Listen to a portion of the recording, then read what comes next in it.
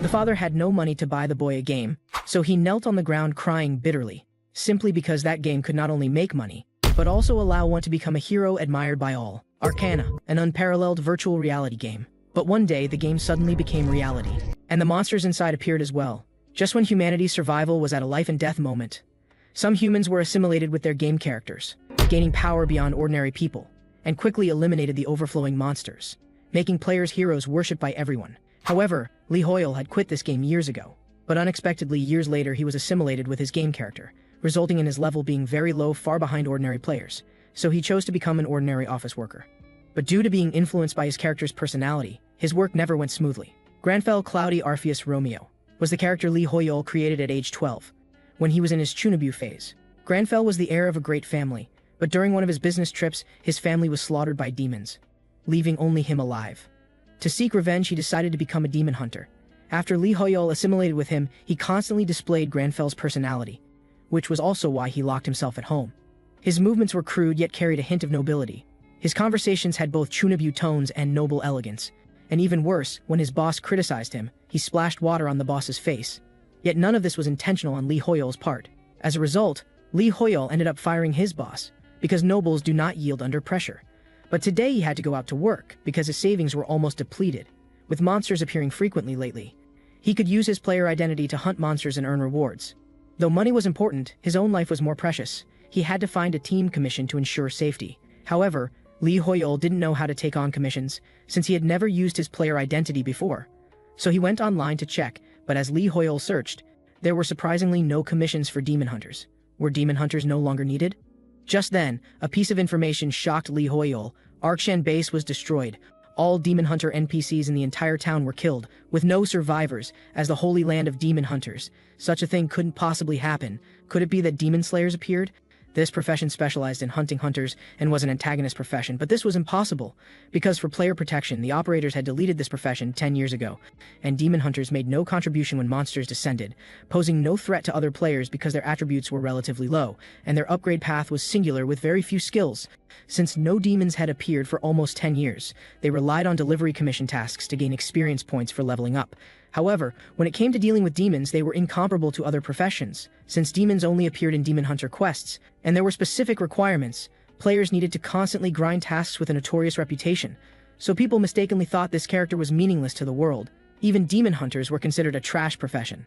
But a character being useless and being unusable were two different things, and the situation before Hoyol's eyes was worse, because the NPCs who taught skills were all dead. Just then he opened a game version update message. Arcana 8.11 Historical Reality Update completed. It turned out that with the update, demons from the rifts also appeared, and demons were much stronger than ordinary monsters. They could even possess players and drive them insane. Even level 200 advanced players could hardly escape. Hoyol was puzzled. If demons had appeared, why didn't demon hunters come out to hunt them? At this moment, Hoyol speculated, what if I'm the only demon hunter after Arshan's fall? If that were the case, should I take action? This left Hoyol struggling. Just then a voice appeared in Hoyol's heart. You can. I, Granfell, will not choose to flee from demons, no matter what temptations and mockery demons use on me. I will slaughter them all. That is my pride. They cannot harm the confident Granfell. Hoyol hesitated for a moment. It seemed he would have to personally send demons back to hell. After all, this was a demon hunter's mission. The scene shifted, and Hoyol appeared in the plaza, where someone was already waiting. Before Hoyol stood the team captain for this mission, Nam Cholman, profession, tank. Seeing Hoyol, he politely came forward to greet him. He looked refined and scholarly. Then the other members appeared, and the overall lineup looked decent. Looking at the rift before them, ordinary people couldn't perceive its existence. Only players could freely enter and exit to clear it. Nor's underground warehouse, suitable level, 35 to 40, destruction progress, 19.8%. Once the destruction progress reached 100%, the rift would shatter, and the monsters inside would be released into the real world. But for level 55 Hoyol, this was a decent hunting spot. After last night's research, the current highest level player exceeded level 400, which was a level he couldn't even comprehend right now. Hoyol needed to continue working hard to improve himself to hunt more demons. Moments later, everyone headed toward Nor's underground warehouse. There were obvious signs of battle here and an eerie atmosphere pervaded, yet none of them showed any alertness. Just then, Seo Jongyun felt uneasy, but Nam Cholman said this place was probably already cleared by the previous batch of players. As long as they followed their route, they could easily complete the commission. So everyone relaxed their guard and entered this eerie mall. But Lee Hoyol remained vigilant and became even more alert. Little did they know, they had already fallen into the demon's trap. Moments later, Lee Hoyol sensed something approaching. And then the team members also discovered several Nors appearing 70 meters away. Without confirming the number of monsters or team coordination, the tank captain rushed forward alone, followed closely by 2 melee warriors. This team had no tactics whatsoever. Lee Hoyol stood behind unmoved. What should he choose to do next? Looking at the team composition, it seemed normal: 1 tank, 2 warriors, 1 support mage. But the tank not only failed to protect his teammates, but instead enraged the monsters, actually making a warrior responsible for blocking monster attacks, while most of the damage output relied on the mage's random casting. Lee Hoyol was puzzled. Was this how players operated after 10 years? Meanwhile, a message came from the mage. The stamina buff cooldown was almost over. It seemed they couldn't hold out much longer. Next, Lee Hoyol checked his inventory, because they would soon need him to act. But his inventory didn't have suitable weapons either. Only a silver short blade and bow and arrows. It seemed that, before finding appropriate weapons, he could only act sparingly. But the next second, danger arrived. An arrow shot toward Lee Hoyol. But he quickly noticed it. When Lee Hoyol looked back, he discovered a Norse legion hiding in the shadows, ambushing the team from behind while they were unprepared. Facing this sudden army, their strength was quickly depleted. Damn! It seemed these Norse had planned this. At this moment, everyone called for Nam Chelman to return to the team, but he remained expressionless, completely ignoring the others. In this critical moment, Choi Jong-un became distracted. Next, a monster attacked from behind him. Would he die here today? Just at this critical moment, the monster was pierced through by a sudden weapon. When Choi Jong-un looked back, it was an arrow. Lee Hoyol had acted. At this moment, Lee Hoyol also noticed that these monsters hadn't been trained yet. Otherwise, at that distance just now, Choi Jong-un would have been injured for sure. Although these ordinary monsters weren't Lee Hoyol's prey, sometimes action was necessary. Only then did Choi Jong-un remember that the team had gained an additional member today. As the group continued fighting, the monster numbers didn't decrease but increased, and the monster warriors and archers could coordinate perfectly. Looking at the endless monsters before them, Mage Seo Jong-yeon's heart was nearing collapse. But the next second, a voice pulled her back to reality. Stay calm. Lee Hoyol said, I'll handle the charging monsters. You need a powerful spell to break the current situation. I'll buy you the time you need. On the other side, the team members gathered together, finally realizing the importance of coordination. As Lee Hoyol bought Seo Jong-yeon casting time, her flame explosion magic was now ready. The group had just gathered the monsters in one place, and the low-level intermediate magic flame burst shot toward the monster horde. The scene filled with explosive sounds, and when the smoke cleared, all monsters had been eliminated. But at this moment, Lee Hoyol was staring intently at the monster corpses because his arrows were on them. He thought, if I secretly retrieve them, the others probably won't notice, right? The exhausted group was readjusting their condition. But Choi Jong-un couldn't hold back anymore. He stepped forward and grabbed Nam Chilmin. Not seeing hidden monsters is understandable, but why didn't you come forward to help? You basically led us into a damn trap. At this moment, Nam Chilmin remained expressionless. Then he grinned wickedly and kicked Choi Jong-un away. Next, an evil energy erupted from his body, and simultaneously, Lee Hoyol's skill natural enemy activated. This skill was unique to demon hunters, rapidly increasing combat power when fighting demons. It seemed his soul had been corrupted by a demon. Lee Hoyol slowly spoke, a demon. Everyone was shocked, asking if he was mistaken. Obviously, they couldn't believe Cholman would be corrupted by a demon, so everyone fell into fear. Yet fear was the most delicious food for demons. When Lee Hoyol was in self-doubt, he was also affected by the demon's illusion, and what appeared before his eyes was the tragic state of his team members, with Seo Jong-yeon calling to him for help. Moments later, his heart was nearing collapse. On the other side, the demon was also observing Lee Hoyol, who was also in a state of fear. Just when the demon thought the plan had succeeded, the next second Lee Hoyol broke through its illusion and charged straight at the demon, but his attack was easily blocked by the demon. Next, Lee Hoyol took a step back to create distance. He hadn't expected its armor to be so hard that he couldn't pierce through directly. Then the demon also attacked him, even threatening with Nam Chilmin's body. If you hurt me, your friend will also die. But Lee Hoyol completely ignored him, teleporting behind him in an instant. At this moment, Lee Hoyol's eyes were determined, and without any hesitation, with the passive enhancement, he struck heavily at the demon's neck. However, the demon had armor to block it. Simultaneously, the demon swept at him horizontally, nearly grazing Lee Hoyol's cheek. At this moment, the demon continued threatening with Nam Chilmin's body, thinking this was his trump card. But the next second, the short sword shot straight at his face, leaving a deep wound on his face. Then he knelt on the ground screaming. But his wound didn't heal. Damn, it's silver. But Lee Hoyol, with an extremely arrogant attitude, said, "Don't speak to me, I don't talk to prey." This was absolute confidence. Only this way would demons have no opportunity to exploit. Next, Nam Chilmin's consciousness loosened slightly. He recalled how every time he fought monsters, he was covered in wounds. His older brother was always worried about him. But the stubborn younger brother always said he was fine. Facing his brother's concern made him feel very useless. Meanwhile, others mocked and ridiculed him, constantly comparing him to his older brother, which created inferiority in his heart. Just then, the demon smelled the scent of food and immediately occupied his body. When a person's mental state dropped to a certain level, they became the demon's prey. So he could only helplessly watch as his teammates walked step by step into the demon's trap, only able to cry out powerlessly. On the other side, Hoyol, taking advantage of its confused consciousness, directly severed its arm. Yet at this moment, the demon was still threatening with the body. But this wasn't Hoyol's weakness. Then Hoyol whispered to him, "Be confident, you are you." Hearing this, Nam Chulman made his final choice. Simultaneously, Hoyol charged straight at the demon. As he swept past the demon was beheaded. Hoyol said to Nam Chulman about his choice, "Well done, only with firm will can a demon be completely annihilated." Nam Chulman slowly opened his eyes. The team members were all shocked. Was everything just now an illusion? He finally realized he had been possessed by a demon. At this moment, the team members were also very worried about his safety. Nam Chulman looked at his trembling hands. After all, the feeling just now was so real. Was that the feeling of death?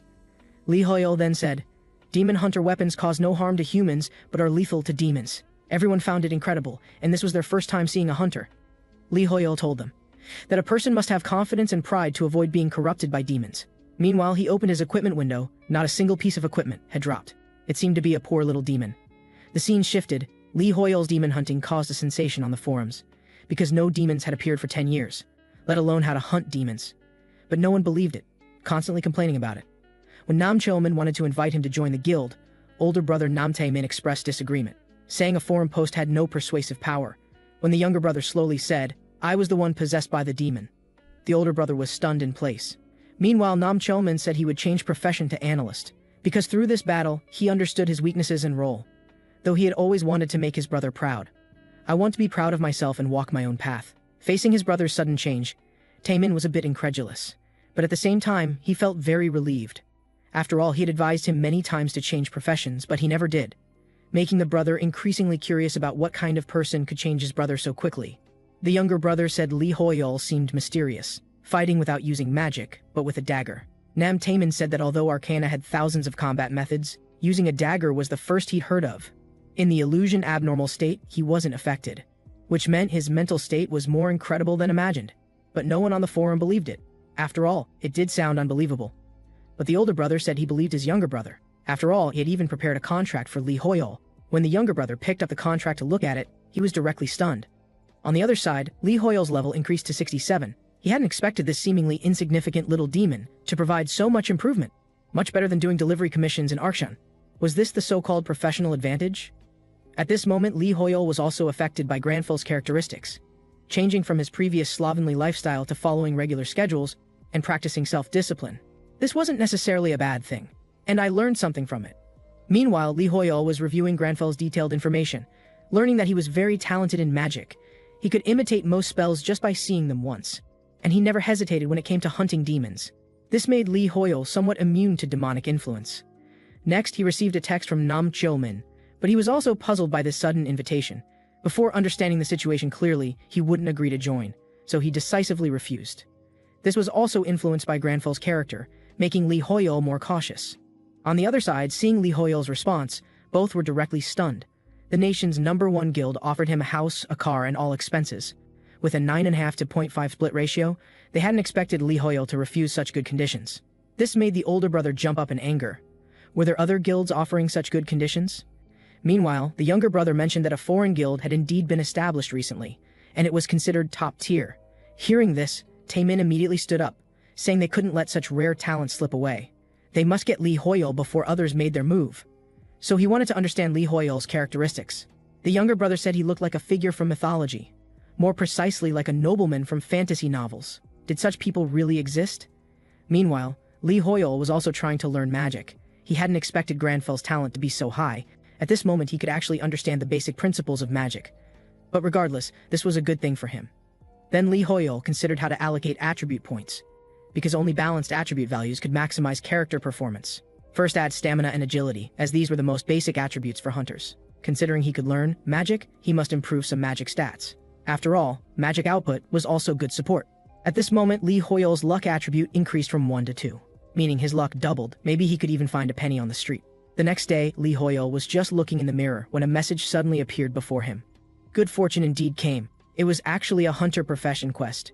After the game world became reality, even quests became pitifully rare. Because in real life, there weren't many NPCs who could provide quests to players, making quests extremely rare. And this was a pursuit-type quest, given to only one person. No one knew its content, and there were no walkthrough guides. Even high-level players receiving such quests would be newsworthy. But logically, this wasn't a quest a level 76 player should receive, so this definitely meant Hoyol might be the only remaining demon hunter. Arshan was where hunters learned skills and took quests. In Granfel's memory, hunter quests were repetitive, meaningless hard work, climbing 10,000-meter slopes every day, living in extremely harsh conditions, even eating halfway up the mountain. Meanwhile, the skilled teaching NPCs constantly yelled at players. Many players couldn't stand it and left. But all this was to train hunters' mentality. When Hoyol opened the quest, he was directly stunned. Was this the quest that could make headlines? The scene shifted to the Rift Analysis headquarters, a facility formed to reduce chaos and destruction in the world. They employed all staff involved in Arcana's development, collecting related information and providing analysis for players. Because of this, they lived a 996 lifestyle every day, constantly monitoring Rift update news. Just now, Rift news was updated. When they checked the news, they felt extremely terrified. New Rift, Count family territory, where even ordinary monsters were level 200, ordinary soldiers and bosses approaching level 400, and most terrifying was the boss, Count Oscura, reaching a terrifying level 430. This was the strongest boss among all appeared rifts. Facing the situation, any number of people would undoubtedly be going to their deaths, and the NPCs inside wouldn't help players attack either. When the rift shattered, the monsters inside would descend into reality. Damn, were all previous efforts in vain? On the other side, Hoyol looked at the profession quest before him.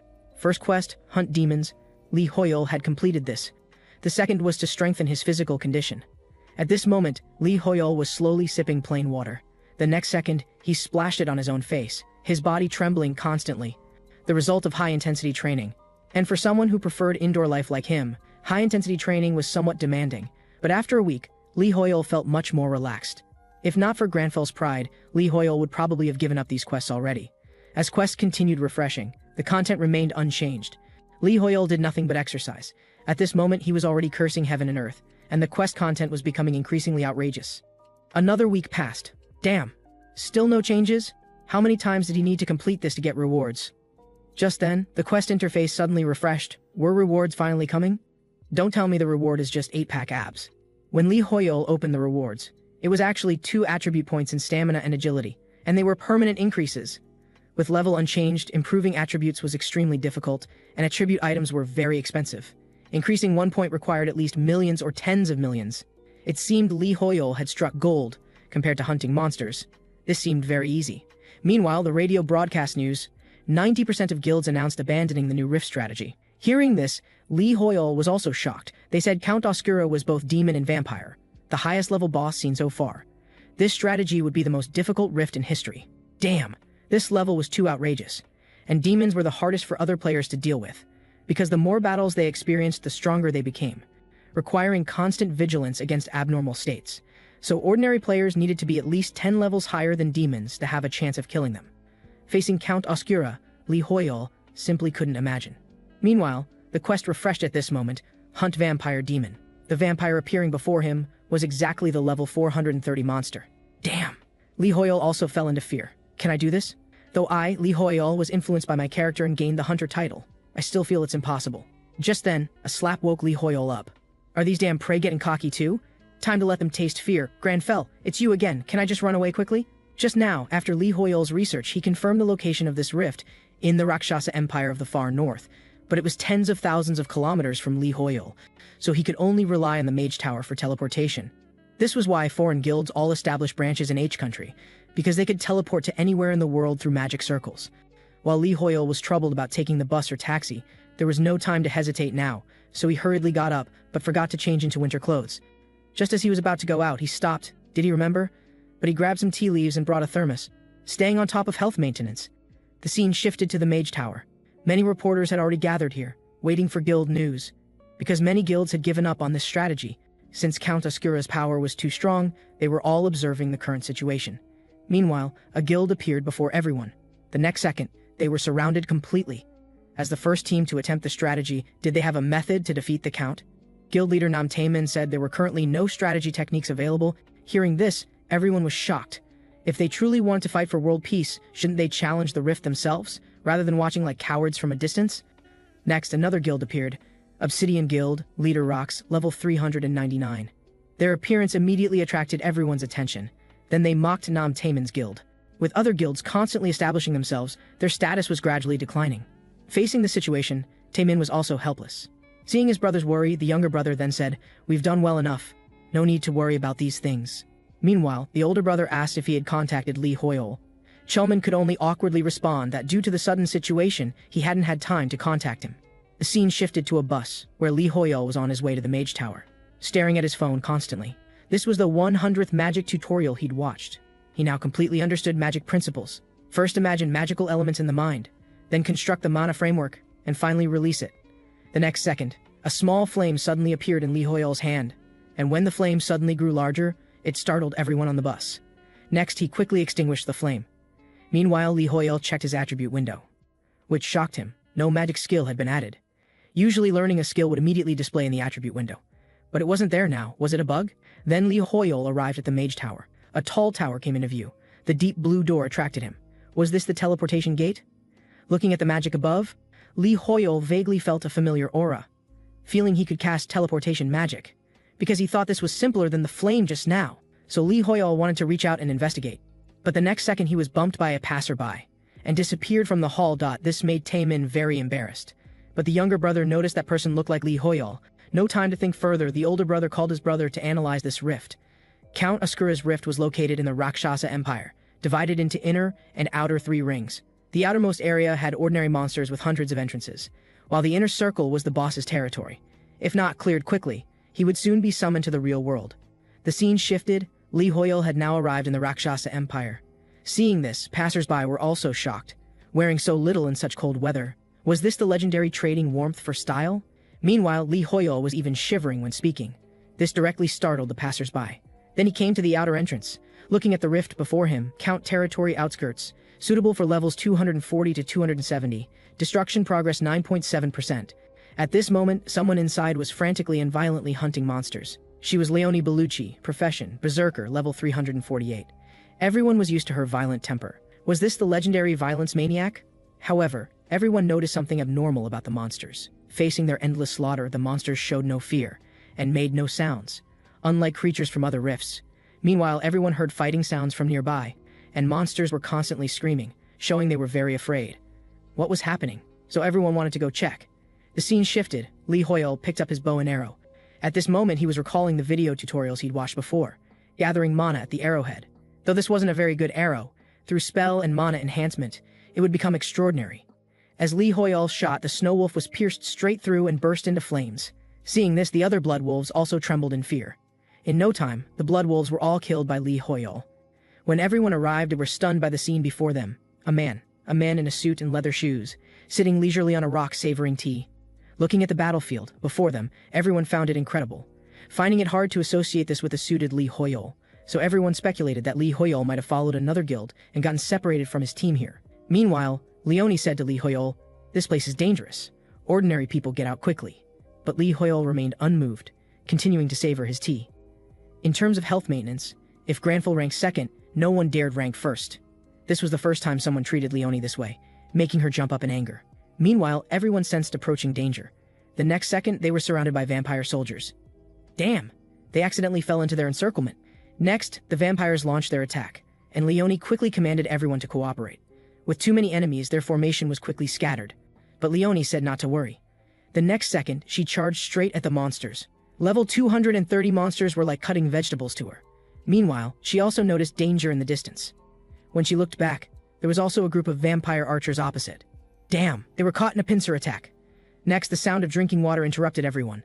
They were shocked. Why hadn't he left yet? Lee Hoyol ignored them at this moment, just looking at the tea in his cup.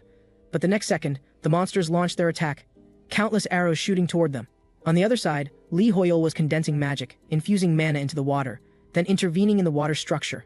The rest was manifestation. He thought, I need powerful mana, but my current level couldn't possibly provide so much mana. This made Lee Hoyol very strange. If it were a skill, I would definitely faint immediately after casting. But the spells I use aren't skills. Does that mean I won't be affected at all? A surge of energy quickly gathered and concentrated in the cup. And the next second, It emitted a brilliant light. Moments later, a towering earth wall blocked everyone's path. Leoni was equally astonished. Was this alchemy? At that moment, Lee Hoyol murmured from behind, this really isn't a skill, but rather his own magic. However, it interferes with the structure of objects to change their form, making it more like a type of alchemy. So everyone speculated that Lee Hoyol might be an alchemist. But why would an alchemist come to a battlefield? This left Leoni very puzzled. Meanwhile, the vampires had already circled around the earth wall to attack from the side. And in an instant, everyone was caught in a pincer attack. It seems my tea time will have to be postponed.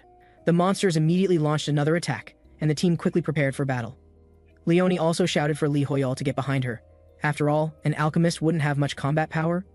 But Lee Hoyol paid no attention and directly pulled out his bow and arrows.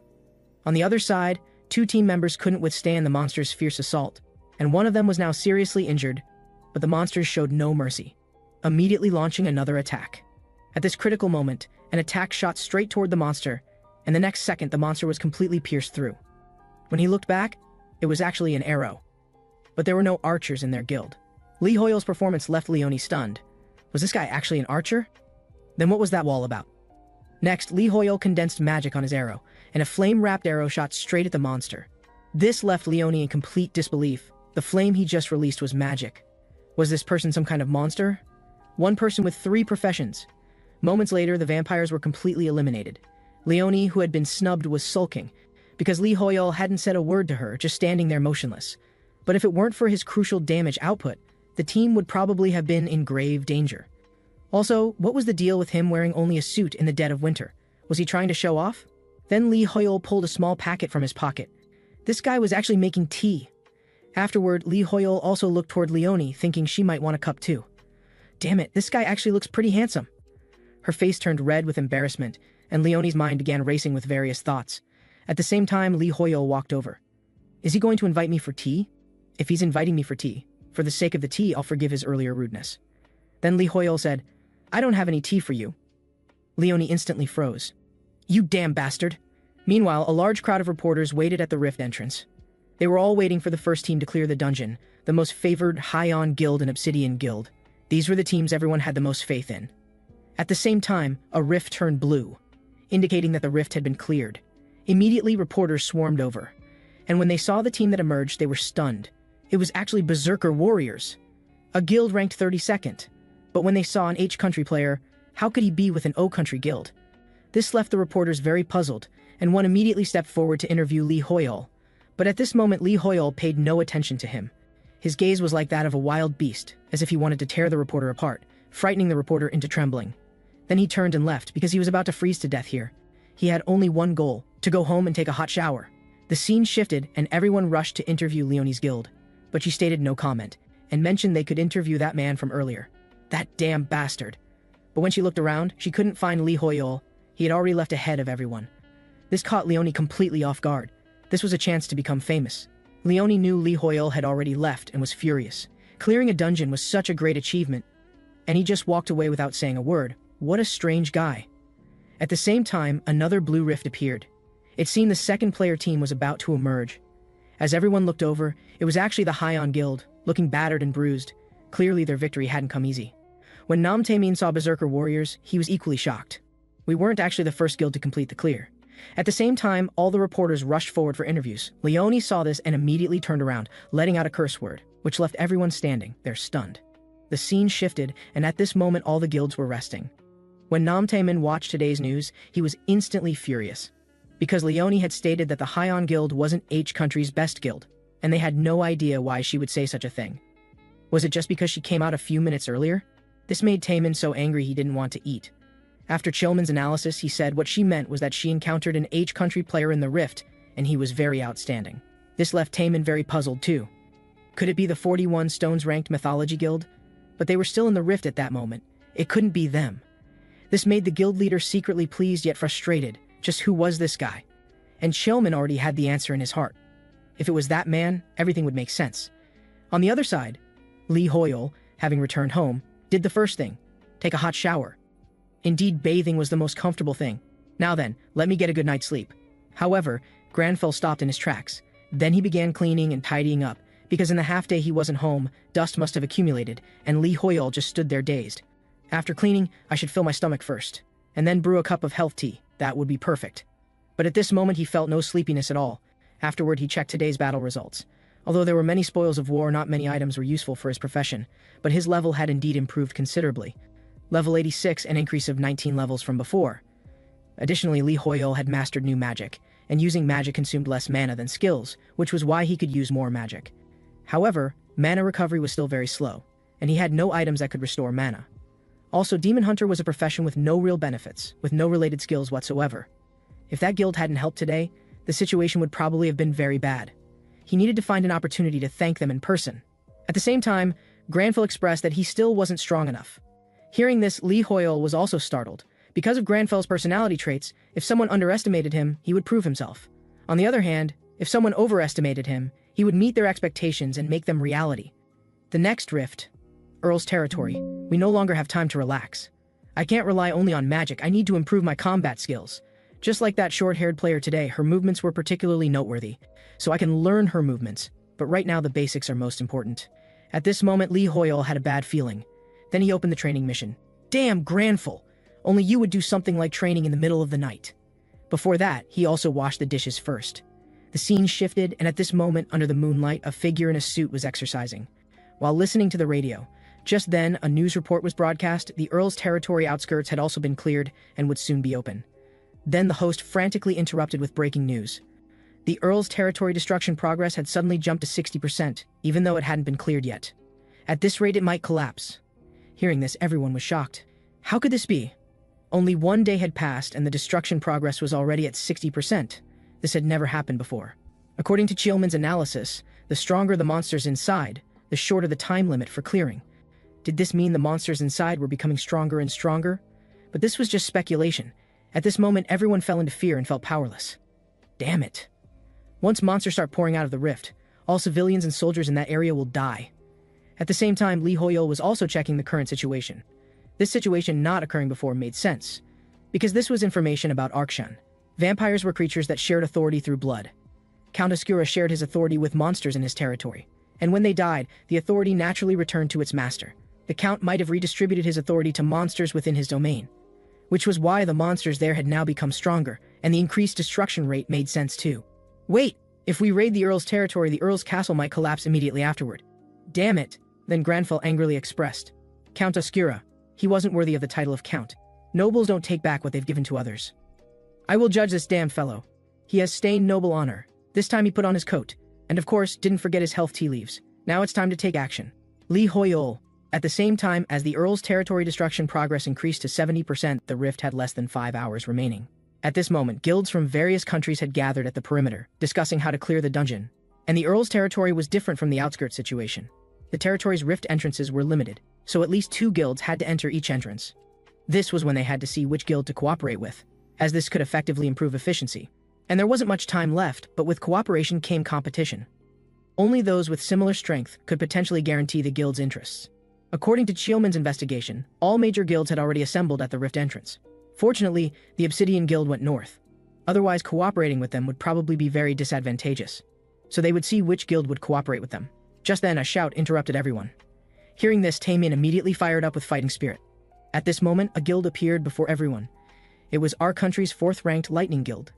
Guild leader Hisagi Kazuma, player ranked 376th. The moment the two teams met, the tension was already thick, and they were mocking each other. It seemed that before even entering the rift, the two guilds were already at war. At the same time, a group of reporters rushed over and interrupted everyone. Chielman was also reminding his brother, the rift is still the priority now. If they compete here, both guilds will suffer losses. But Hisagi Kazuma mocked. The High-On Guild's ranking keeps getting worse. This sudden mockery felt like a knife stabbing both of them. Then let's settle this inside the rift. Then Chielman even gave them an international friendly gesture of greeting. After all, this was about each country's reputation. Subsequently, both guilds rushed to enter the rift. It looked like there would be a tough battle. On the other side, the Northern Rift was being tackled by the 15th-ranked guild and the 2nd-ranked Obsidian Guild along with Under Heaven as one. The southern one was being tackled by the 30th-ranked Berserker Warriors, the 7th-ranked Phantom Sun Guild, and the 3rd-ranked Bohemia Guild. And now the destruction progress had reached 80%, and people all over the world felt fear and anxiety. At the same time, Lee Hoyol was sitting in a pile of ruins. He was already inside the Earl's territory. Was he still drinking tea? Actually, no. he realized that completely using up his mana last time was extremely dangerous. He needed to use magic as efficiently as possible in battle, so he was now constantly practicing the skill from last time.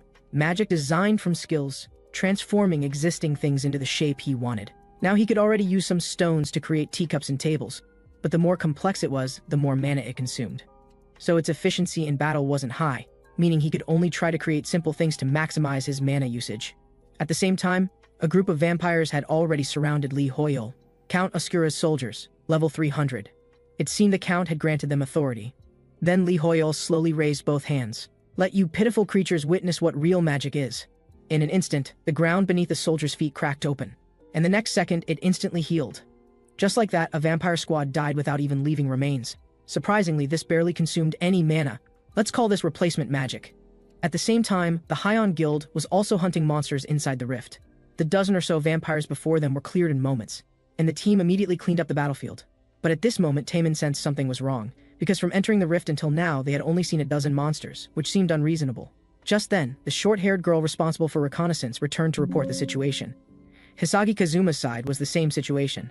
They had also only hunted down a dozen monsters since entering, and they were walking in the opposite direction from us. The situation is clearly abnormal. Then the Lightning Guild members also appeared. "Taemin-san, is it also very quiet here? It seems we're in the same situation." "You damn bastard." The two were ready to fight the moment they met.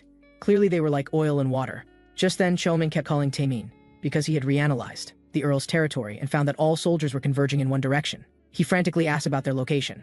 Then Taemin indicated they were in a square plaza. Hearing this, Chelman immediately felt something was wrong and told Taemin to leave that place immediately. But it was already too late, and they also sensed large numbers of monsters approaching.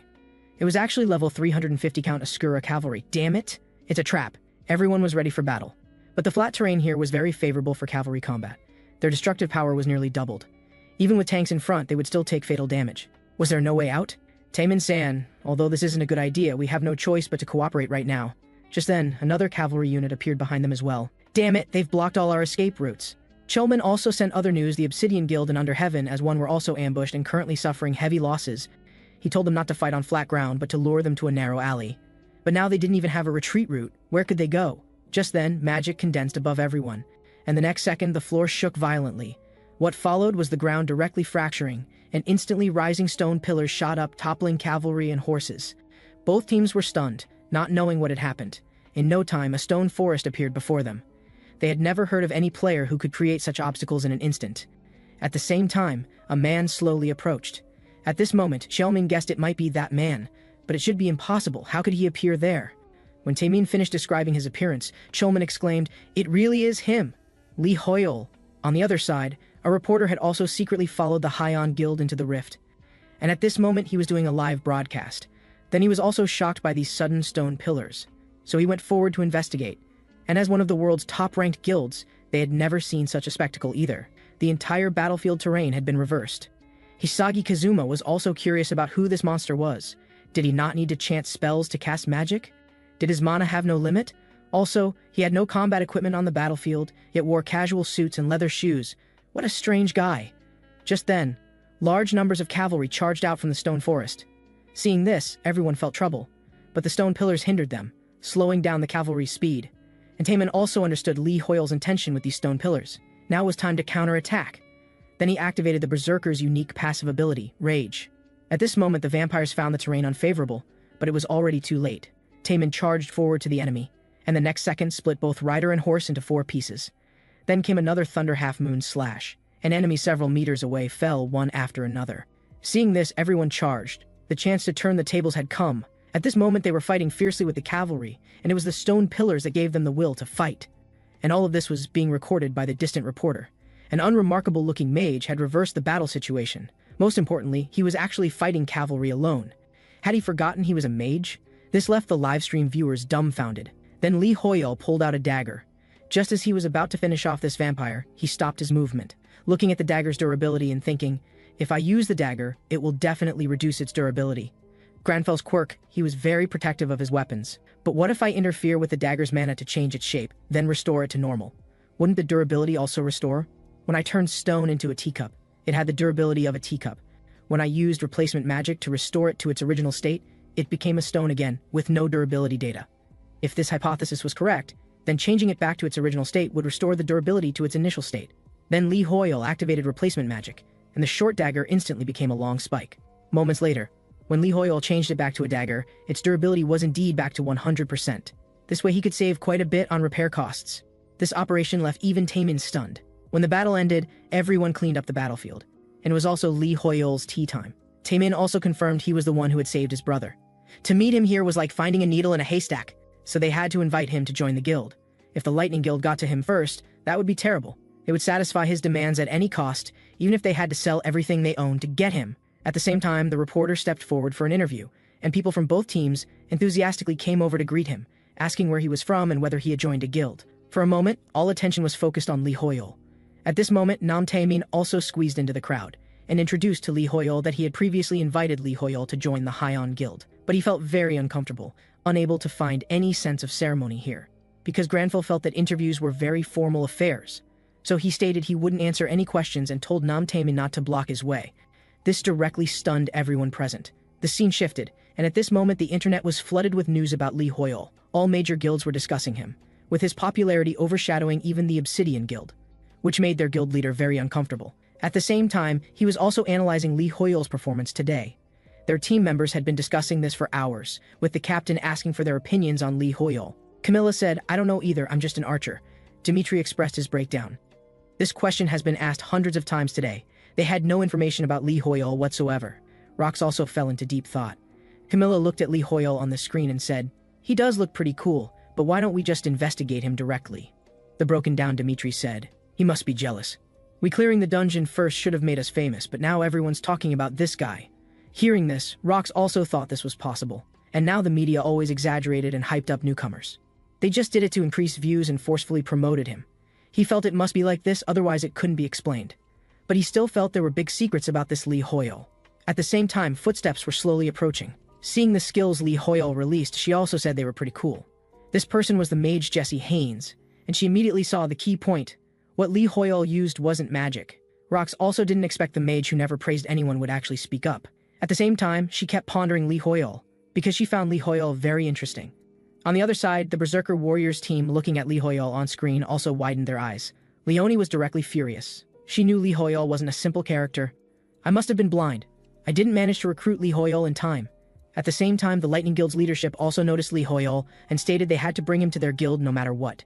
Hisagi Kazuma also thought he was a decent guy. The TV station was also summarizing this raid. The Earl family's territory had been successfully cleared, as well as the territory's outskirts, and the Obsidian Guild had surpassed Under Heaven as one to become number one.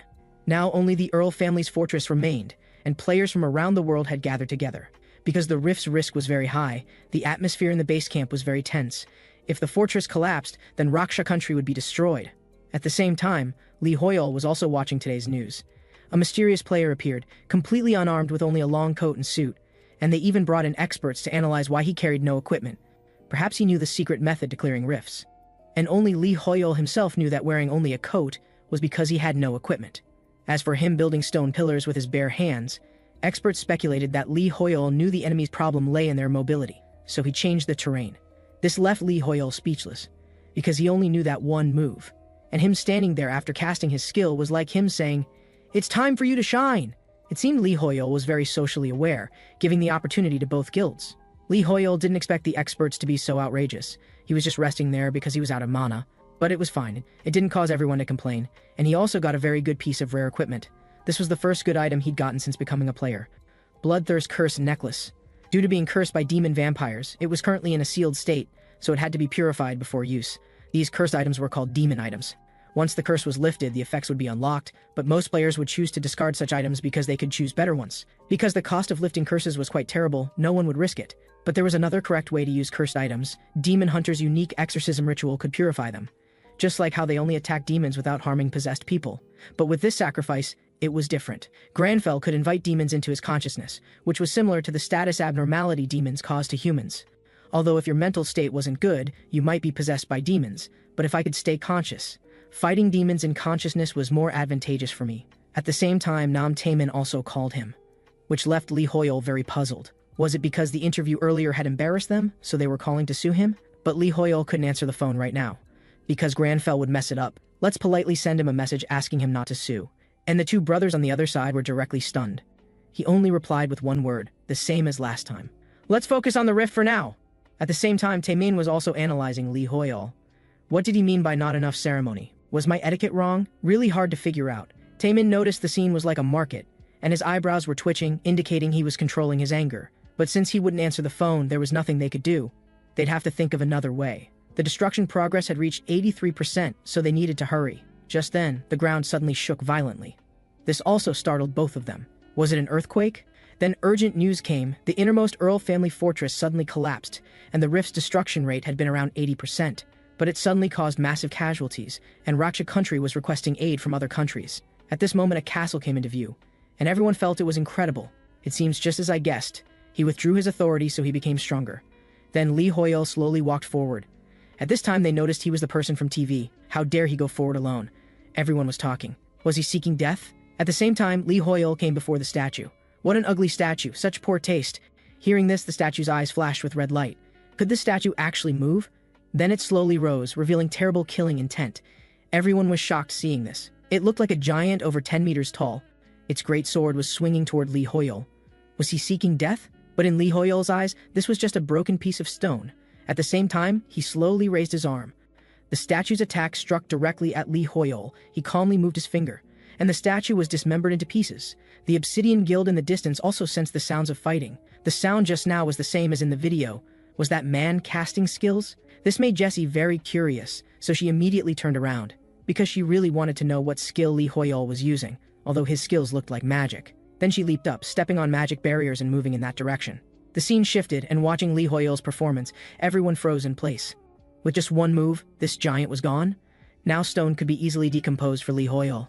At this moment, Granfell complained that it was a poorly made statue, low-grade in texture, material, and craftsmanship. They put a piece of garbage in the garden as if it was something they were proud of. Moments later, other players rushed forward. Because with the Gate Guardian gone, now is the time to counterattack. At the same time, the mission refreshed at this moment. Demon Hunter Profession Mission, prelude to counterattack, hunt vampires and make him feel the fear of being hunted. Unexpectedly, a new mission suddenly refreshed. At this moment, Lee Hoyol was calculating what the mission conditions were, and what did making him feel fear mean. But Granfell had already started taking action, because there was no more time to hesitate. Count Oscura was already level 430, while he was only level 100. In Granfell's eyes, there was no level difference, because he was a demon hunter, and hunting demons was his duty. Lee Hoyol was instantly speechless. My body will be killed by him sooner or later. The scene shifted, and Lee Hoyol had already appeared in the banquet hall. The setup here made him feel very uncomfortable, with vampire portraits everywhere, creating great negative effects on players, but Granfell wouldn't be affected at all. On the other side, the Hyon Guild had also arrived at the castle, but at this moment they could no longer advance among these paintings. Because the vampire interference had a very strong effect on other players, they felt like they could barely breathe. Fortunately, there was a healing mage restoring their status. They also noticed it was these paintings causing the problem, feeling like countless eyes were staring at them. Chelman knew this was the abnormal mental interference state. At the same time, they heard sounds from the other side of the wall. These ugly paintings! Then Lee Hoyol directly burned them, and they should have felt the pressure decreasing. According to Cheolman's analysis, everything in the castle was a trap. All statues, portraits, and indoor items caused physical abnormalities. This explained why the Obsidian Guild people didn't enter through the main entrance, and Berserker players were more susceptible to status abnormalities. But if just the portraits in the entrance hallway were so irresistible, they dared not imagine how bad things would get once they went deeper. On the other side, Lee Hoyol kept complaining about the portraits. Absolute shit. How could they eat while looking at these terrible pictures? Just how strong were their stomachs? Granfell was extremely critical of the layout. These sculptures were also terrible. I almost felt sorry for those stones they had to endure being carved, just to become uglier than before. Now I understand why they called narcissism a disorder. The castle layout was also a mess, with a bunch of unnecessary forks in the corridors. If they really thought about this layout before building, their heads must have been just for decoration. Lee Hoyol couldn't help but complain, "You're saying more here than 12 TV episodes combined." At the same time, a large door caught Lee Hoyol's attention. At the end of the passage and emanating a sinister aura. This must be that guy's lair. Considering the layout, this must be the center of the castle. Granfell's instinct told Lee Hoyol behind the door was the vampire count, and it was very quiet here. No other players had made it this far yet. The next second, a long-haired girl made Lee Hoyol jump with surprise. "Finally found you! Your magic is amazing!" Faced with Jessie's questions, Lee Hoyol remained unmoved. But he was also very curious about how she could float in the air. He had always been very careful about using mana, yet this woman used it like water. At this moment, Jessie kept asking questions incessantly, saying they could study magic together. This made Granfell think she was very rude. Then Lee Hoyol mentioned etiquette, and Jesse was stunned. Then he gently tugged at Jesse's clothing. "Please mind your behavior. This is the minimum requirement for someone requesting to learn." Jesse looked at him bewildered. This was the first time someone said her behavior was crude. Was this man a demon? At the same time, Lee Hoyol sensed an evil aura, and the great door opened. It was the vampire count. Lee Hoyol's passive ability Nemesis also activated, looking at the two people before him. The vampire said, "I didn't expect two humans to wake me up. Are you ready to die?" Jesse quickly signaled to Lee Hoyol, "We're no match for him, we need to request backup from others." And Lee Hoyol laughed and said, "How interesting, Oscura. This man actually wasn't afraid?" This stunned the vampire. At the same time, Granfell takes out the full-blood cursed necklace, and the exorcism ritual automatically activates. "You vulgar vampire, let me teach you a lesson. Let me show you what true nobility is." This makes Lee Hoyol suddenly startled. Although he had said earlier that he would use it to bring Oscura into his consciousness for battle, would it really be safe? After all, Count Oscura is level 430, and if something goes wrong, Lee Hoyol might get possessed. Seeing this, the vampire is also very confused. He actually took out a piece of junk necklace. Facing the vampire's powerful pressure, Granfell shows no fear whatsoever. "Foolish human! I like your arrogance, but no matter how confident you are, you're nothing more than a lowly insect in my eyes." At the same time, he is also reclaiming the soldier's authority. Jesse also senses something is wrong and asks Lee Hoyol if there's any way to handle this. Damn it! Lee Hoyol can certainly see that. He's already over 300 levels higher than Lee Hoyol. If he absorbs all the authority he shared, the gap will become even greater. But the next second, the sacrifice shatters. It seems the sacrifice was successful. In an instant, the vampire feels an uneasy aura. Then, his vision goes dark, and he appears in another place. That's right. His consciousness has entered Granfell's mental realm. At this moment, Granfell sits atop a mountain observing the vampire with an air of absolute confidence. When the vampire looks around, he discovers that Granfell is on the mountaintop. He knows this is an illusion created by the man before him, but this is just child's play to him, because he can easily destroy this place. He then excitedly activates his skills. In the blink of an eye, countless attacks bombard Granfell. The entire mountaintop is covered in flames, billowing with thick smoke. As long as I eliminate the caster, won't the illusion automatically be dispelled? I thought I could experience your techniques, but you've already turned to ash. At this moment, the vampire is laughing continuously. Do you think that's all I am? Is this the extent of my power, Oscura? Hearing this, the vampire is suddenly startled. As the smoke gradually clears, the scene before him leaves the vampire incredulous. He didn't expect Lee Hoyol to still be alive. Well then, Oscura, look carefully at who actually died. When the vampire looks at Lee Hoyol again, he breaks out in a cold sweat. The mountaintop from before has become his own body. Then, fear spreads throughout the vampire's entire being. At the same time, the vampire in reality also falls into a state of fear, and his magic power is causing destruction all around. Seeing this, Jesse is also very confused. What exactly is happening? Lee Hoyol is still standing here, but Count Oscura is furious. Immediately, Granfell says, "Oscura, you seem very afraid." The vampire only feels his head splitting with pain, and he cannot escape from his consciousness. The next second, a powerful magical force instantly erupts, blasting the entire roof apart. Seeing this, Granfell is also very satisfied, and Lee Hoyol finally breathes a sigh of relief. After all, that was a level 400+ monster. Jesse looks at Lee Hoyol with admiration. What kind of magic did he use? Lee Hoyol's exorcism ritual is a skill that only attacks demons without harming the possessed, and using different sacrifices produces different effects. The cursed necklace's effect is to forcibly invite the demon into the demon hunter's consciousness. Whoever gains the upper hand in this situation depends on whose intelligence is higher, but Granfell could never be affected by demons or such things unless someone spilled his tea. Then Jesse asks Lee Hoyol what drove the vampire into madness. The vampire who saw his own death only wants to escape from here. A moment later, a passive notification appears. Vampire Count Oscura has been inflicted with fear. This looks just like the fear status abnormality that demons inflict on humans. At the same time, the mission is also completed at this moment. It's time to finish him off. Then Lee Hoyol takes out his short sword and slowly approaches. Looking at the vampire before him, he strikes without hesitation. But the situation before him leaves him stunned, because the attack just now didn't cause him any damage at all. Could it be that the level gap between them is too great? Then he signals Jesse to act. But Jesse knows her magic cannot eliminate him, and steps forward saying, "If possible, please teach me." Damn it, there's no other way, I can only try to teach her. Lee Hoyol speaks, so we need to hurry. Jesse didn't expect this man would actually be willing. Under Lee Hoyol's guidance, Jesse quickly gathers magic. A high-level mage casting spells even changes the color of the sky. The next second, a purple lightning bolt descends from heaven, striking directly at the vampire. Looking at everything before him, Granfell remains unmoved. At the same time, Lee Hoyol's level continuously increases. A moment later, Count Vampire is reduced to nothing but ash, Is this the power of a high-level player? She instantly killed a level 430 monster with one strike. Jessie looks at this pile of ash with great curiosity. Then she reaches out to dab a little, and her next action makes even Grenfell's eyes widen. She actually puts the vampire's ash in her mouth. Whose silly girl is this? Did she faint from hunger? At the same time, the mission completion notification appears, and a new mission follows. Just then, a voice interrupts them. The two are players from the Obsidian Guild. All abnormal statuses on their bodies have disappeared, and they're rushing over urgently. Rox also notices this man before him. Then Jessie expresses her great gratitude for his guidance. Although the magic just now wasn't very familiar, I will do my best. My name is Jessie Haynes. If I'm not being rude, may I ask your name again? This leaves everyone stunned. She was indeed impolite before, but she's willing to change and learn. I should tell her my name as a reward. Then Lee Hoyol slowly states his name, Lee Hoyol. The scene shifts, and Lee Hoyol has now returned home. His first task is to clean the bedroom once more. Although he was only out for half a day, he cannot be careless about this. At the same time, his phone vibrates violently, but he doesn't answer any calls. Because after defeating Oscura, his face appeared all over the media. This undoubtedly exposed him, and his family will eventually discover he's become a player. Because now they already have.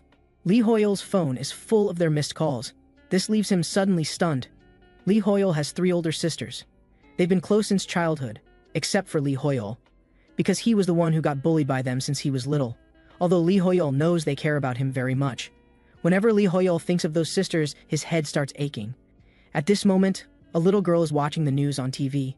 The next second, she doesn't even want her toys anymore and runs straight to her mother, constantly tugging at her clothes and pointing at the TV nearby. Uncle's on TV. This makes her very curious because she thinks this is impossible. When she looks at the TV, she's suddenly stunned. The TV is showing a video of Lee Hoyol conquering a dungeon. The eldest sister can't believe her eyes, while the little niece looks on with admiration. A moment later, Lee Hoyol's room door is suddenly knocked on, startling him. It's his sister's voices. It seems because Lee Hoyol didn't answer his phone, they came looking for him. This makes him very panicked. Lee Hoyol knew they would come. At the same time, the room door slowly opens, and 3 women appear in his field of vision. At this moment, he is changed into a neat suit and looks very noble. Then he says, "You are the annoying neighbors. First of all, be quiet, my sisters." Hearing this, they are directly stunned in place. "You guy." At this moment, Chielman is still watching today's news, still content related to Lee Hoyol. But he only left a name before departing. Not only in Korea, but the whole world is paying attention to this mysterious man. He has now become a must-have for all major guilds. Looking at Chielman's helpless expression right now, Taemin asks him why he's so depressed. Chielman feels they have no way to recruit Lee Hoyol. But Taemin doesn't think so. He's still most likely to come find us. We have his phone number and a reason to contact him. Hearing this, Chielman is also very curious. The spoils we obtained from the Count's family territory plaza. First, we should thank him, so isn't it polite to share with him? Hearing this, Chielman also understands his brother's intention. So how much money are you planning to give him? Taemin says, "Money doesn't matter. Even if we can't get him to join the game guild, I want to make sure we can leave an impression on him. To do that, we'll give him all the loot we obtained." "Call him right away." This suddenly stuns Chielman. "Are you serious? So that's why you crushed the cup?" At the same time, Lee Hoyol's phone is vibrating, but he doesn't have time to answer right now, because his little niece is braiding his hair. Perhaps only she dares to mess with Lee Hoyol's hairstyle. After all, he's the man who makes demons flee in terror. The one laughing happily is his eldest sister Lee Eunhee, ranked 3rd in the family. The one laughing until her stomach hurts is second sister Lee Jiun, ranked 4th in the family. The one looking worried is third sister Lee Yelim, ranked 5th in the family. According to current rankings, Lee Hoyol doesn't even make the top 6. Then the third sister asks, "So you've synchronized with your character?" This makes them think of 10 years ago, when Lee Hoyol was constantly babbling about Granful and such, even wanting to dye his hair silver. For Lee Hoyol, these are definitely dark history. But jokes aside, how are you doing now? The 3 sisters are very worried about his safety. After all, being a player is a very dangerous profession. Many people never return. Lee Hoyol not answering his phone made them very worried. If you encounter difficulties, you can give up, okay? Remember, we'll always be on your side. Hearing this, Lee Hoyol is very moved. "I'm sorry for making you sisters worry, but I am a demon hunter, Granfell Claudi Arpheus Romeo. I'm very suited for this job." Hearing this, the sisters are also stunned. It seems our worry was unnecessary.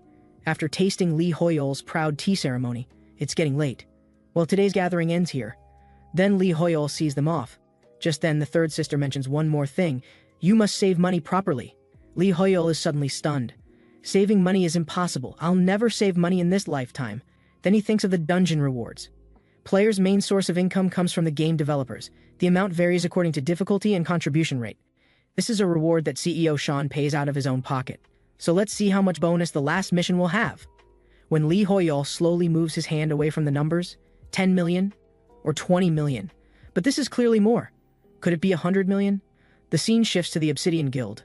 Camilla is asking Jessie how she defeated the Count. And what's the deal with the magic Lee Hoyol taught?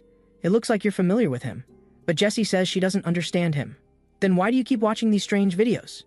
Faced with Camilla's constant questioning, Jessie becomes very annoyed. Who would have thought the quiet girl could be so scary when angry? This makes Camilla surrender directly. But she's still very confused. Why does Jessie keep watching videos about learning etiquette? Is it that interesting? At this moment, Jessie is still constantly studying. The next second, a message catches her attention. On the other side, Lee Hoyol is jaw-dropped by the number before him. It actually has 12 digits. That's 11 billion. How rich is this guy named Sean? How should he spend this huge sum? At this moment, Lee Hoyol has fallen into the money trap. But Granfell is disdainful. Are you this happy over a little money? Shut up, you noble. At the same time, Lee Hoyol recalls the loot obtained from the Count's territory. The vampire's magic orb is currently still in a cursed state. For others, cursed items can only be thrown away as garbage because the possibility of removing curses is very low. But demon hunters can use them as sacrifices for exorcism rituals. Using garbage so well, how suitable for waste recycling work? Granfell is immediately speechless. Can you have some ambition? There's also the sacrificed full-blood cursed necklace. Lee Hoyol thought this thing would disappear, but unexpectedly it's still in his inventory, and its curse has been removed. He guesses the exorcism ritual replaced the purification ritual. Currently, Lee Hoyol has the magic orb and necklace, plus so much money, he finally doesn't have to worry about rent anymore. In the blink of an eye, it's midnight. Lee Hoyol still can't fall asleep because he's still thinking about how to handle this money. Should he open a savings account? But what if he gets scammed? Should he discuss it with family first? Maybe he should buy better equipment since he must constantly enter rifts. But buying equipment suitable for this level now feels wasteful. Because Lee Hoyol is leveling up very quickly. After killing Ascura, Lee Hoyol's level increased by 34. He's now reached level 134. Considering the leveling speed, buying equipment suitable for this level now is obviously uneconomical. Also, mana recovery items hardly ever go on sale. Even when discounted, they're very expensive. But are these things Lee Hoyol should be considering now? After all, he's now a multi-millionaire. Seeing this, Granfell says if he doesn't sleep soon, dark circles will appear. So let's call it a day. The scene shifts to the next day.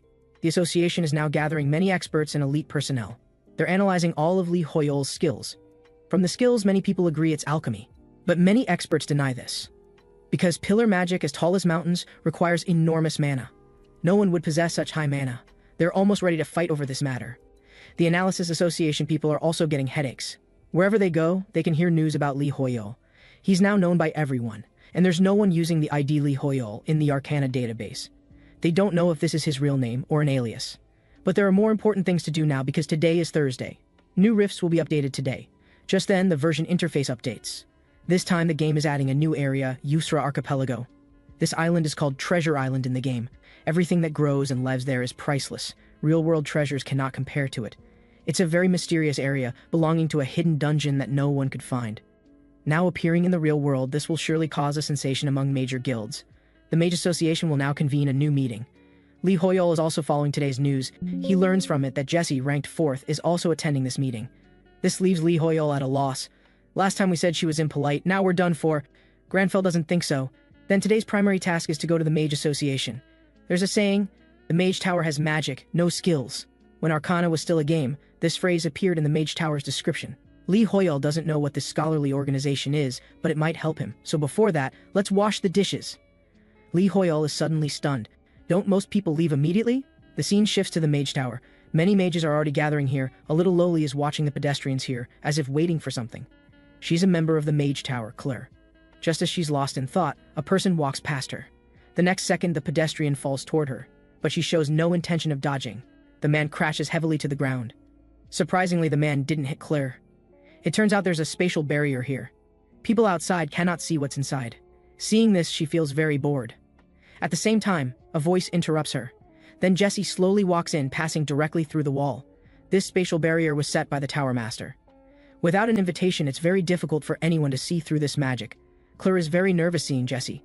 The pedestrians outside are incredulous. Jessie just walked into the wall. Then Clare guides Jessie to the meeting hall. Now all members have almost arrived. Just then, Jessie senses a familiar aura approaching. Then she tells Clare, wait 2 minutes, because Jessie feels he's coming. At the same time, Lee Hoyol also arrives at the Mage Tower. Looking at the giant crystal before him, he thinks, Where would their meeting room be? He didn't expect the Mage Tower to be so lively. These people are probably all wanting to go to Yusra Archipelago. Then a voice interrupts all the pedestrians. It's player Lee Hoyol. Hearing this, everyone's attention falls on Lee Hoyol. And Lee Hoyol also senses trouble. He should have worn a mask when going out. Then everyone swarms toward him, holding notebooks and rushing up for autographs and photos. One person grabs his backpack from behind, saying if he doesn't take a photo with them, they won't let go. Seeing this, Granfell is very angry because it contains something very important, his tea leaves. Then he just says one word, scram. The pedestrians are also stunned. If Lee Hoyol disappoints these people, he might get less attention. This is a good method. But the next second, this person grabbing the bag gets excited. Are these people masochists? They actually want Lee Hoyol to say it again. At the same time, the wall nearby catches Lee Hoyol's attention. This wall looks different from the others. It seems to have mana flowing. There might be secrets hidden inside. Then Lee Hoyol steps forward to check. He doesn't know if it's a mechanism, but this wall gives him a different feeling. The next second, Clare blushes and acts like a fangirl. And Lee Hoyol appears in the wall. I knew this place was different. Now they're heading to the meeting hall. At this moment, Clare is also very curious about who this guy is. At the same time, she's constantly searching through the roster because she remembers all invited people should have already arrived. Even after rechecking the invitation list, this person isn't on it. Just then, Lee Hoyol asks if there's any problem. Hearing this, Clare suddenly thinks about what just happened, making her very shy. And she quickly says there's no problem. But do you really not have an invitation? Lee Hoyol gives an affirmative answer. At this moment she's thinking, since the illusion was set by the Tower Master, even high-level mages couldn't see through it without an invitation, so how did he get through? Lee Hoyol looks at Clare with confusion. Why is she blushing? Does she have a fever? Then Granfell asks if he can't participate without an invitation. Clare waves her hand indicating otherwise. Even without an invitation, anyone who can see through the magic barrier can participate. At this moment, Lee Hoyol doesn't know what she's whispering about. It turns out she wants to see if there's Lee Hoyol's contact information. Well, if there's no problem, let's go. Lee Hoyol looks at the stairs before him. This should be some kind of illusion magic. Maybe when my mana reaches 1000 I can copy it, but I need to know the magic theory behind it. The scene shifts, and he arrives at the meeting hall. What meets his eyes is a crystal venue. He didn't expect the interior to be so large. Clare explains that this is where mages research, discuss, and study. When Arcana became reality, the NPCs from the game also appeared in the real world. The most influential among them is the youngest chief mage, Marcelo, who's called the future successor of the Mage Tower. He hasn't disappointed his nickname because he was the fastest to discover the world situation. He created entirely new magical knowledge, and is also the leader of the Academic Association.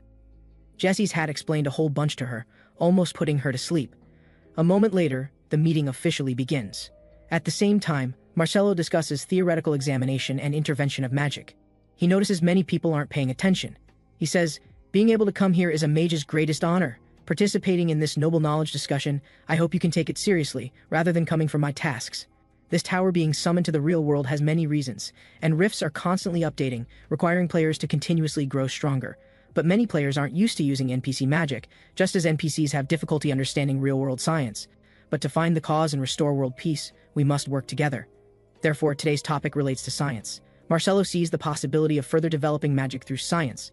For this, there's an uproar below. Seeing this, he directly condenses a fusion magic in his hand. This is a combination of science and magic. I'll call it ignition. But he says we should be cautious about nuclear fusion methods because we don't know what variables are involved when two very different things combine. Jessie finds this very interesting. So I need help from others to research together. Everyone finally understands this is an NPC quest.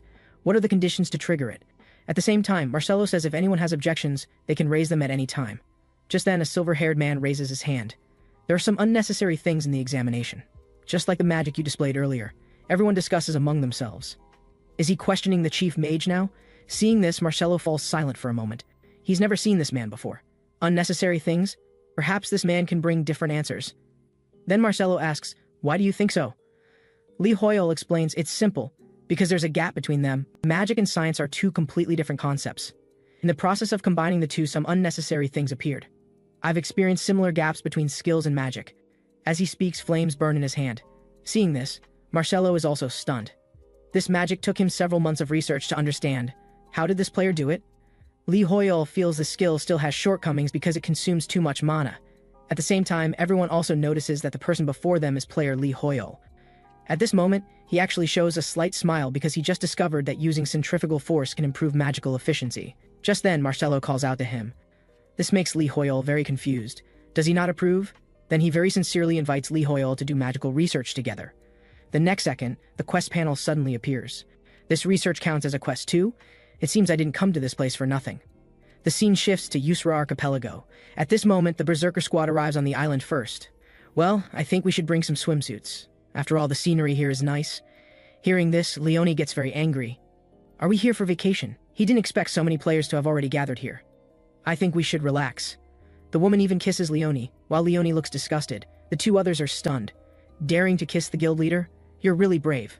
Just then they also notice some people, those should be NPC guilds, Lionheart Knights and Shadow Mercenaries, as well as the Adventurers Alliance. It seems everyone is determined to get the treasure. Leoni didn't expect they'd have to compete with NPCs too. At the same time, her phone rings. It's their mage who attended the magic gathering. She says very frantically that player Hoyol was also at the meeting. He told the Mage Association's chief mage that his spell contained unnecessary elements. Hearing this, Leoni can't stop laughing. Did he really say that? I knew he could do such things. Seeing this, everyone knows she holds a grudge against Hoyol for not inviting her for tea last time. But the next second, she suddenly freezes because the chief mage admitted his mistake and even issued an NPC quest to him. On the other side, Hoyol looks at the list in his hand. Marcelo says whatever he needs, he will do his utmost to find it. Hearing this, Hoyol is also stunned. With NPC help, he must make a fortune. The scene shifts. Marcelo is summoned here. He respectfully bows to the elder, but the fifth elder directly gives him a show of force. Then he says, I heard you invited a player to research with you. The Mage Tower doesn't interfere with player affairs, yet you violated the tower's rules. To this, Marcelo explains, player Hoyol completely understands magical concepts and seems to have bridged the gap between magic and science. His magic is extremely helpful to the world. We can't let the world become worse due to rule constraints. But the fifth elder directly refutes him and makes him take responsibility. This disappoints Marcelo greatly. Then he leaves. He also knows the fifth elder is targeting him. That damn old stubborn fool. When facing reality, he only knows how to shirk responsibility. Who knows how long the Tower Master wants to remain silent? Just then, Clare encounters him. She looks at Marcelo with admiration and greets him. What wind brought you here? She then says she's helping Hoyol get what he wanted. Hearing this, Marcelo directly says, I'll take it over. This suddenly surprises Clare. Is this really okay? I happen to have business with him now. Then Clare gives him the items. Please trouble the chief. The scene shifts. Granfell is flipping through the magic book before him. Marcelo then takes out the items he requested earlier. Frozen Knowledge Gem, Essence of the Sun, Doran's Ring, and various magic books. Is Mr. Hoyol satisfied? Looking at the valuable equipment before him, Hoyol is very dissatisfied. Do you think these things are really suitable for me? I'm only level 134 now, and these items require players of at least level 500 to use. Hearing this, Marcelo is also stunned and deeply apologetic. I misjudged you. Then he takes out a hexagonal star brooch. Seeing this, Hoyol is very satisfied. Without any special requirements, it can restore 10% mana. This is his ideal equipment. I'll borrow this item then. At the same time, Marcelo says the quest he issued earlier cannot continue due to elder opposition, for which he deeply apologizes. Hoyol also feels regretful about this. I very much look forward to our next quest. If we cooperate, we might be able to change this Mage Tower. Granfell is very happy because he finally solved the problem of slow mana recovery. A moment later, Hoyol returns home. At this moment, the two are discussing whether to go to Yusra Archipelago. But Hoyol says there's no reason to go. We're only level 134 now, and there are level 400 magical beasts everywhere. Plus, demon hunters only get bonuses against demon attacks. If we rashly go in, we'd just be sending ourselves to death. But if there are demons inside, I can try going. Just then, a quest suddenly appears. Find the 7 deadly sins of Yusra Archipelago. Seeing this, Hoyol is also stunned. How should I investigate there? Because I basically defeated Count Oscura by luck. Wouldn't going to Yusra Archipelago rashly be dangerous? At the same time, Granfell says. But now there's no reason to hesitate anymore. If evil exists, we must eliminate it. Then he grabs some tea bags and brings his thermos. Head to Yusra Archipelago immediately. Hoyol is speechless. At least change out of the suit. That's a tropical archipelago. The scene shifts and Hoyol arrives on the island. The moment he steps on the island, he's targeted by a small reporter. Facing such hot weather, Granfell doesn't care at all, but Hoyol feels like he's going to die from the heat. Just then, he smells an evil aura. The jungle is surrounded by thick miasma, and his nemesis skill also activates. This intense influence, compared to ordinary demons, Hoyol feels like demons are right under his feet, making him very uneasy.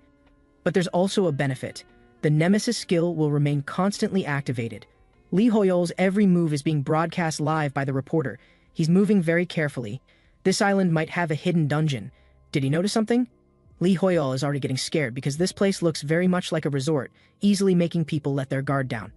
But Granfell just wants to find the most powerful opponent. Just then, a shout interrupts him. Someone is fighting! In no time, two people appear before Lee Hoyol. They're retreating steadily. The archer can't aim at his position because the light reflecting from his body is too dazzling. It's a level 420 Emerald Tiger. It turns out they're scouts from other guilds. Just then, he notices someone behind him. When he looks clearly, he's suddenly shocked. It's player Lee Hoyol. Why is he here? Lee Hoyol is also stunned. We're done for. This is a level 400 magical beast. But Granfell doesn't fear it. He raises his hand to cast magic. The ground instantly raises stone pillars to trap it. If we stop its movement, it can't play tricks anymore. The other's eyes widen. Is this still a skill humans should have? Perfect for practice. It turns out he needs to test the skills learned from the Mage Tower. The next second, the huge Emerald Tiger dies without leaving even ash behind. Then he places his hand on his chest, feeling the artifact's recovery. 10% recovery effect. He no longer needs to worry about insufficient mana. The two look at everything before them incredulously. On the other side, the Radiant Guild's leader is currently regretting not dispersing his people. This not only scattered the team members, but also trapped them in the outskirts. Another member suggests, we should reassemble the team. And we got the latest news. The Obsidian Guild has reached the Forest Center. But that's not the problem. It seems I was too greedy. Just as the leader is about to send someone to contact them, they call, looking urgent as if something's happened. From them, he learns that player Lee Hoyol helped them out of trouble, and the path has been cleared. Hearing this, he finds it incredible. At the same time, the guild mage sends news. Lee Hoyol is the first player to receive an NPC quest. He thought the media was just exaggerating, but he didn't expect his strength to be so formidable. He might be more terrifying than the public knows. The scene shifts. Lee Hoyol is holding the dropped emerald crystal with greedy eyes. It's a crystal with unique components. Looks like we hit the jackpot this time, you unambitious guy. Just then, Granfell senses something unusual. The miasma here seems to have changed. Granfell's sixth sense is very accurate. He feels an ominous chill spreading throughout his body. At the same time, the quest window prompts again, investigate the 7 deadly sins of Yusra Archipelago. The next second, the ground suddenly starts shaking. The window prompts, Yusra Archipelago is controlled by greed. Seeing this, Lee Hoyol was instantly shocked. Everyone received the message. And there was this destruction progress. This meant that this island was actually a rift, and it seemed that human greed had awakened it. Lee Hoyol thought, it couldn't be me, right? Granfell, considering the current situation. What had been awakened must be a demon of greed. If the progress reached 100%, the demon of greed would be released. At the same time, the quest prompted again. Stop the resurrection of greed. Ensure the island's treasure won't be destroyed by greed. This further confirmed Granfell's suspicion. The quest said to stop it, not destroy it, because with Lee Hoyol's current abilities, he might not necessarily be its opponent. At this moment, the nearby guild began advancing toward the treasure's location. From their conversation, they learned that the Obsidian Guild had obtained a batch of treasure, and there were currently 9 islands left unconquered. Hearing this, Granfell knew this was a normal reaction, believing all players on the Yusra Islands were thinking the same thing as them. To prevent the treasure from being destroyed by greed, they needed to abandon their own desires, but convincing all players was impossible. Lee Hoyol racked his brains but couldn't think of any solution. At this moment, Granfell sighed softly. Currently, there's only one way. We have to take all the treasure. This left Lee Hoyol stunned. Are we going to fight all the players alone? The Obsidian Guild conquered the second archipelago, and they too received the destruction progress, which made their guild leader Rox feel strange. Camilla also noticed that from the moment they obtained the treasure, the progress bar increased by 10%, which couldn't help but raise suspicion. The guild leader also confirmed this, then immediately asked about Jesse's participation in the meeting. Dimitri indicated that Lee Hoyol had received a quest from the Mage Tower. Rox found Lee Hoyol increasingly interesting. If we fought him, who knows who would win or lose. Hearing this, both felt a sudden shock in their hearts. I hope our interaction won't be too violent. Camilla also expressed that the current situation was already difficult to resolve. Getting into conflict with that monster would be an unwise choice, and Jesse would never agree to such an approach. Rox ran his fingers through his hair. True, after all, he's never done anything bad to us. There's no need to oppose him at all. I think I must have been blinded by jealousy. Meanwhile, the island's destruction progress rose to 20%. Had another guild obtained treasure? When Dimitri checked the information, he discovered that Unity Under Heaven had conquered another island. It seemed the increase in destruction progress was exactly as they had suspected. On the other side, Lee Hoyol was trying to stop Granfell's idea. If we take all the treasure, the destruction progress will fill up, and the demon of greed will be awakened. Even if you're not doing it for profit, greed will still awaken if you do that. Just then, they noticed the guild ahead. Looking at their attire and banner, it was the Lionheart Guild. Unexpectedly meeting the finest knights here, Granfell directly called out to their captain. Hearken Kingsguard. Hearing this, Hearken frowned deeply. The others were quite angry about this, feeling it was disrespectful, but the captain signaled them not to be impulsive and asked for his name. Granville apologized for this. My name is Hoyol. It's an honor to meet the Lionheart Knights here. Harkon also sensed it. Compared to other players, Hoyol had a special aura about him. Then Harkon noticed the brooch he wore. It seemed familiar somehow. Just then, Granville sensed something was wrong. Suddenly, an attack came toward him. But fortunately, his quick reflexes allowed him to dodge it. This puzzled everyone. Was it a meteor falling from the sky? But the next second, they were suddenly stunned. It was the island's guardian beast, the golden hound giant turtle. The captain immediately signaled everyone to prepare for battle. At the same time, the giant turtle's eyes emitted a green glow. The attack struck toward them, and its attack carried a mist effect. They couldn't see the giant turtle's figure clearly at all. Just then, Harkon sensed something was wrong, but the turtle had already appeared behind him. He wanted to run, but it was too late. The next second, the massive turtle paw came down toward him. Just from the turtle's overwhelming presence, the others couldn't get close at all. Am I dead? Just then, Harkon noticed it was Hoyol who blocked the turtle's attack. Seeing this, they were all shocked by his move. To cast such powerful magic without chanting, is this guy a monster? This wasn't the time for idle chat. The giant turtle had tremendous destructive power, and in no time, the raised earth wall was destroyed by it. Building such a large earth wall was quite draining. Hoyol needed to conserve his mana as much as possible, so he had to cooperate with them. Before Hoyol could extend an invitation, the other party spoke first. The Lionheart Knights said that as long as Hoyol could help them achieve victory, they would provide generous compensation. Hearing this, Granville readily agreed to their request.